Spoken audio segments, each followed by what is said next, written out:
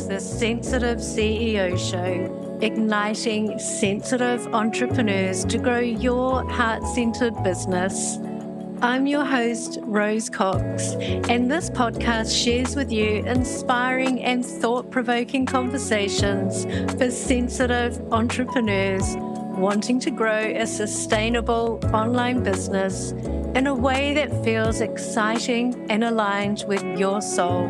Along with my carefully curated expert guests, we share science-backed advice, proven strategies, and the systems we use to succeed in our businesses and our lives as highly sensitives, introverts, and empaths. And by the way, if you would like to be updated on when each episode is released, feel free to subscribe to the short and sweet newsletter. You'll also get weekly recommendations and tips, especially for HSPs, empaths, and introverts. To subscribe, pop on over to the website sensitiveceo.show or rosecox.com/pod. Now on to today's show. Hey, it's Rose and welcome to another episode of the Sensitive CEO Show. And in this week's episode, it's my pleasure to introduce you to Lauri Smith. Lauri is an intuitive public speaking and leadership coach. So welcome, Lauri. Wonderful to talk with you today. Thank you so much for having me, Rose. I love your title that you mentioned in your bio. If you can share that with everyone. Absolutely. I use CVO, Caring Visionary Officer, in part inspired by when I did some branding, and in part inspired by seeing Simon Sinek saying, we need visionary officers, not executive officers. I love that. Love it. And who do you work with? What sort of people do you mainly coach and help with their speaking? I love to work with sensitive visionaries, ambitious empaths, and loving rebels, generally at a point in their life where they're feeling called to share a message or share their magic in a bigger way in the world and might have not been at the podium, so to speak, but now all of a sudden there's a soul-driven mission that's calling them to speak more. Perfect. Well, I think my audience is very aligned with what you've got to share with us today, so it's perfect.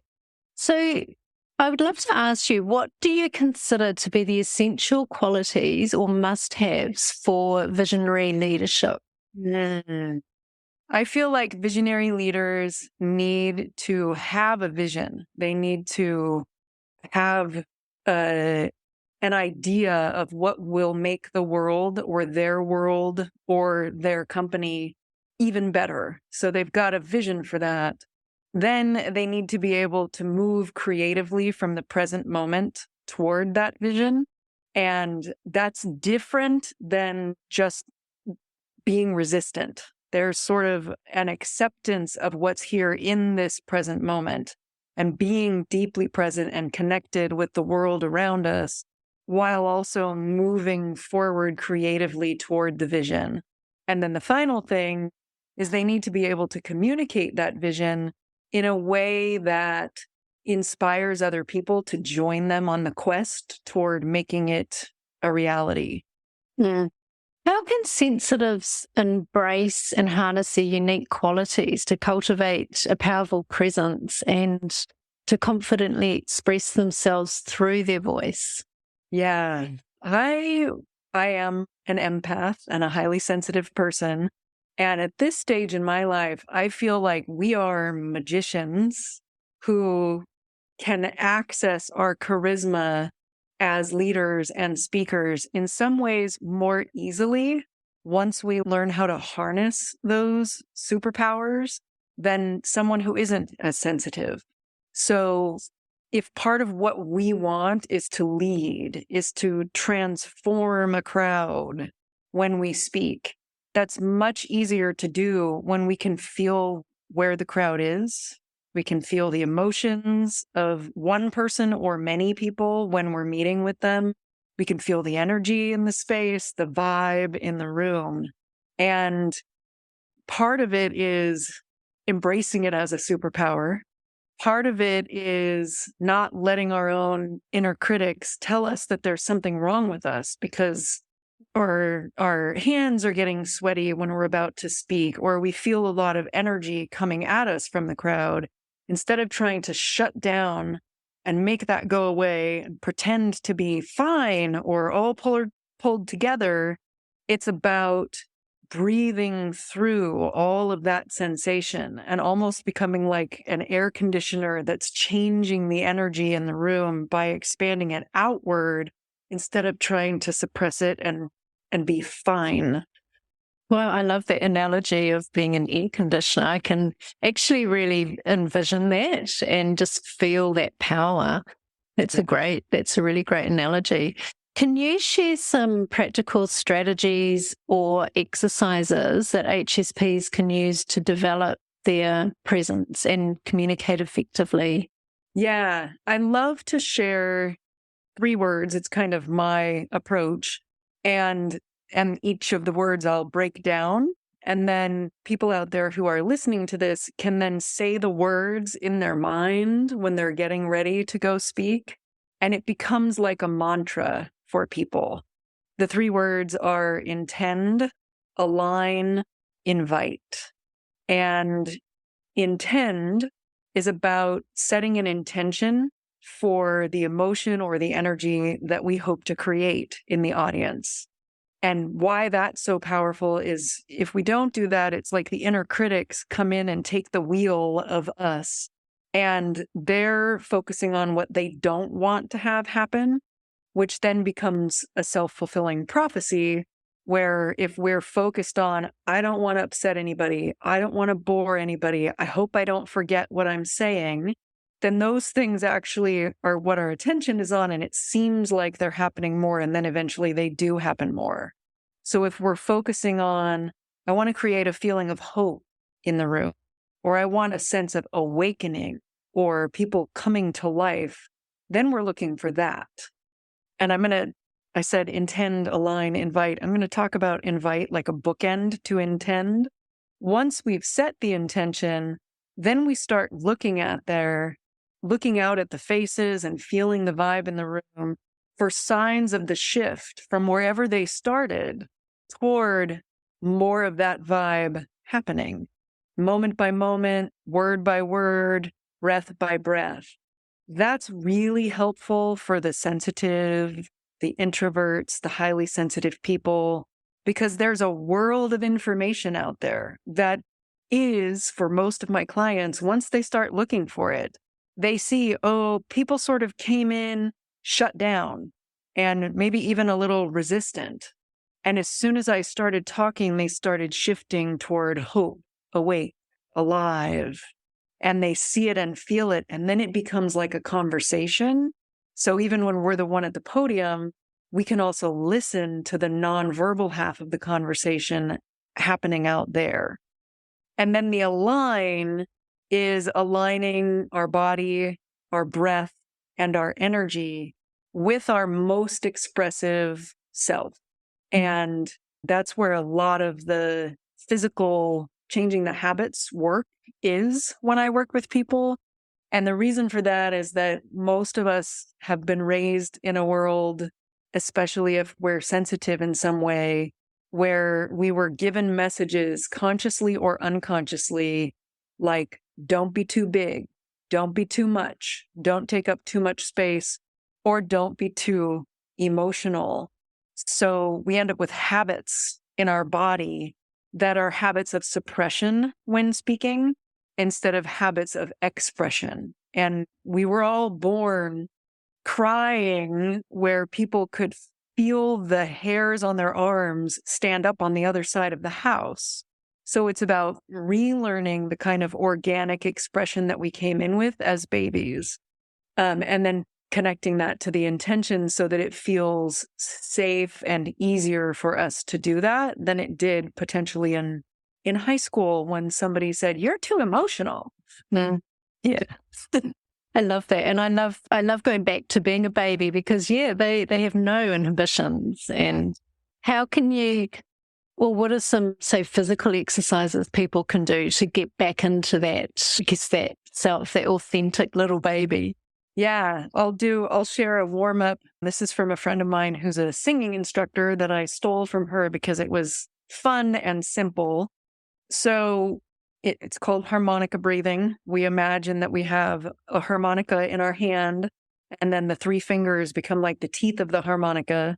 And we inhale, we place the hand in between our upper and lower lip and inhale through the fingers, and then remove the hand and exhale on an S sound. The mic may not pick this up very well, but like a hissing snake.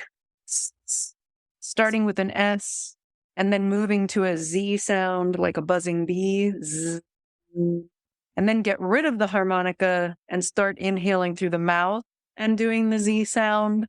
And then maybe moving to an Om sound from yoga. And then eventually talking.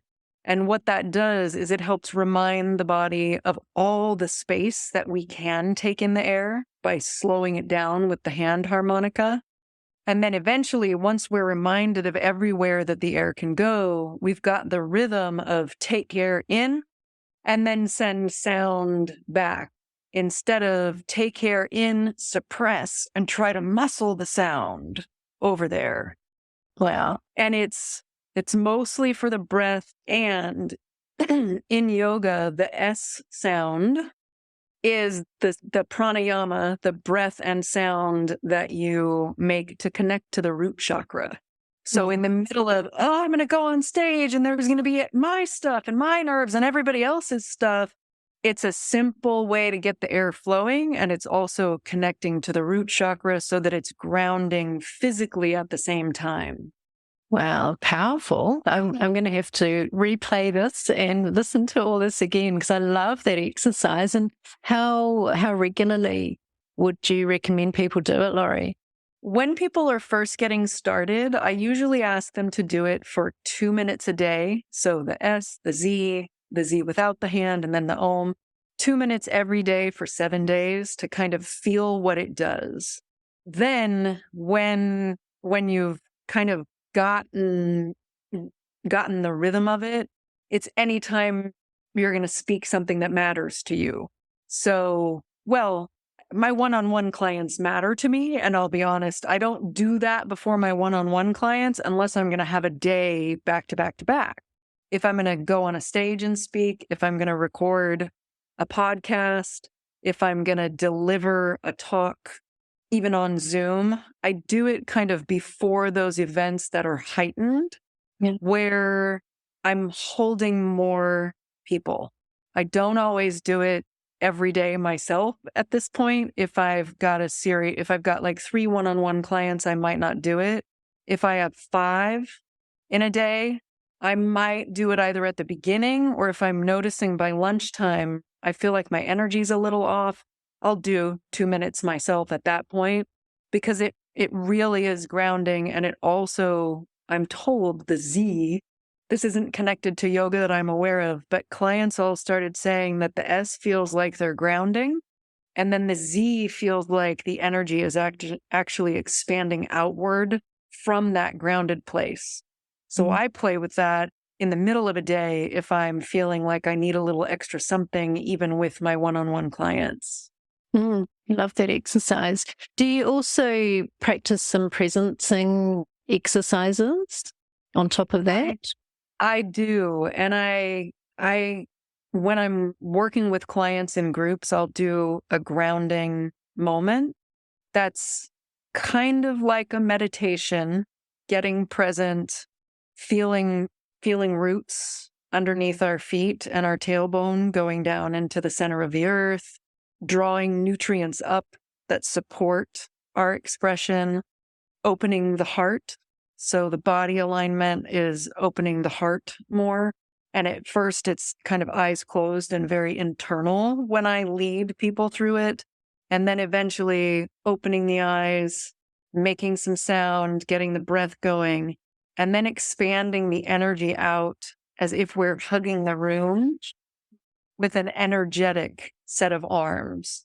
so that everything is starting from presence. And then the speaking comes from that place. Yeah, beautiful. I love starting my coaching sessions, whether they're group or one-on-one, with presencing. I think it grounds everybody and just gets everyone away from the busyness of where they were before they came into the session as well. Yeah. Yeah. Another one that I'd love to share, because sensitive people may love this one once they get used to it, is to make a sound.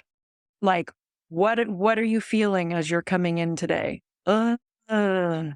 Or woo, whatever the sound is a way of honoring what we're coming in with without going into 10 minutes of story of what we're coming in with. And it has a way of kind of moving through it and dropping in and getting present really quickly. And it's also warming up the voice when we do it. So it's one of my favorite ways. When I work in groups, we usually have to move a little bit toward it before people are comfortable making sounds first thing in a group with what's a word, a sound, or a short phrase. And yet they'll do it at home. And then eventually they'll start checking in with a sound is just trying to take everything that I'm bringing in and give you one word is a lot harder than, okay, now I'm present. Yeah. And that's such a nice, succinct way of arriving as well, isn't it? Rather than coming with lots of baggage or whatever. Yeah. Yeah. Yeah. I really want to talk about masks. I know that you've got a wonderful quiz on your website, which I've taken, and it's all about masks. So I know a lot of HSPs, or probably not just HSPs, struggle with wearing protective masks or putting on a facade in public speaking. How can people navigate this challenge and still remain authentic? In a lot of ways, setting an intention and then having the body, the breath, and the energy align helps to release the mask. And sometimes it's easier if you know you've got a mask and now you know you want to release it. So I'll talk about the one that is my top mask at this time. It's the one with everybody's least favorite name, and I can use it because I kept the name because it started as mine. The name of the mask is the deranged mannequin. I'll do a little bit of it for you. It's like my passion plus an old story of I'm not enough. So I better work a million times as hard for this thing that I'm so passionate about kind of come together. And then it's as if my body hardens and everything in my body, and in the deranged mannequin, it's like every single muscle in the body is working when I find myself trapped in it or when I see it on other clients. And all that effort isn't actually needed. And knowing, okay, it's not the effort that's engaging, it's you. You are engaging. Your passion is even engaging. And can you release some of the effort? And for a deranged mannequin or someone who wears the deranged mannequin mask, to feel more like there's a wave of energy that you're riding rather than like you're working it. Mm. Finding a balance of effort and ease in the body and opening the heart. And usually when the heart opens and there's a balance of effort and ease in the body, the deranged mannequin softens and sort of fades away. Another thing that works for almost all of the masks is if there's something that you're feeling in your face or something that you're feeling like trapped in your biceps or in your claw hands for my deranged mannequin, can you allow whatever that is to flow through your whole entire body instead of wherever it's trapped on the face or in the biceps or in the hands? And then once it starts flowing through the whole body, it's like the pores of the person's face soften. And the way people look to me is that it's like light bulbs on dimmers. So I can always see it there. And when the mask melts away, the soul light bulb just becomes brighter and brighter and brighter to my mind when I'm looking at it. Oh, wow. How many masks are there in your quiz? There are 5. And I know what one of the other ones is because I did the quiz myself, and it's the porcelain doll, which is what I came out as. What are the other 3? Yeah, I'm going to go through the spectrum. Deranged mannequin, then the peppy pleaser is the next most effortful in the body. They often will have a protective smile, and they might be spending a lot of energy being peppy, like they feel like they need to earn people's attention and even love and affection rather than being in the place of, I deserve it and I'm kind and caring and I don't need to put on a show to earn the affection. So there's often something where there was kind of a strength or a quality of the person that they got rewarded for, like being kind and caring, that then got warped into peppy and smiling all the time. The next one over is the jive and jokester. It's somebody who, when they're speaking, they almost don't feel comfortable unless the audience is laughing. And for some people, if their highest goal is to entertain and they're funny, that might be different. If it's a mask, it's somebody who actually wants to inspire or transform or teach, and they're stuck in always being funny. So they're not having the full range of the impact that they could have. So it's not about not making a joke.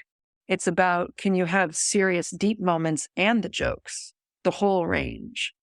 And the final one that we haven't talked about is the heady hipster, it's the smart mask. It's one that I have also used. It's not my top one, but I've gotten caught using it where I'm in a space where I feel like I need to be smart, or I am somewhat smart and I really feel like sharing my heart is dangerous. Like there might even be someone in the room who said, you're too emotional or your emotions are too much. So I can give you my intelligence instead and keep the heart hidden behind it. And yeah, there's gifts to every single one of them. And releasing the mask is like, bring that part of you back in and give yourself your whole range. And I love the names that you've chosen for them as well. Very inventive. Thank you. Thank you. Is there any final words? I've got lots of questions I want to ask you, but I just wondered if there's any final words you wanted to share with the audience before we start wrapping up, Lauri. Mm-hmm. I always want for people to know that if there are 7.9 billion different people on the planet, there are 7.9 billion different flavors of presence and flavors of charisma. So be you. You are a unique and beautiful soul, and your voice is needed in the world. I love that. That feels so aligned. Thank you. And I have one final question that I ask all of my guests. When you feel overwhelmed or unfocused, what do you do? I stop and leave the room that I'm in a lot of the time, or do yoga if I have enough time to drop and do yoga and kind of change the energy in the room with the yoga. And if I catch it earlier, it might be a meditation or some of the S sound. It depends on how far have I let it go. And if it's really far where it's like, I'm stressed, my nervous system is really off, I'm in like high overwhelm, I've got to do yoga or leave the space that I'm in and do a walk. It's almost like a cleansing of my own body by shaking up the space I'm in or going to another space. Beautiful. I love that. I love yoga. It's my go-to as well.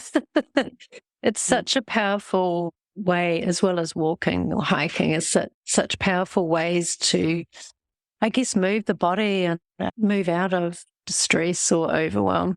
Yeah, yoga, hiking, and walking are my absolute favorite forms of exercise at this state of my life. When I was younger, I loved basketball.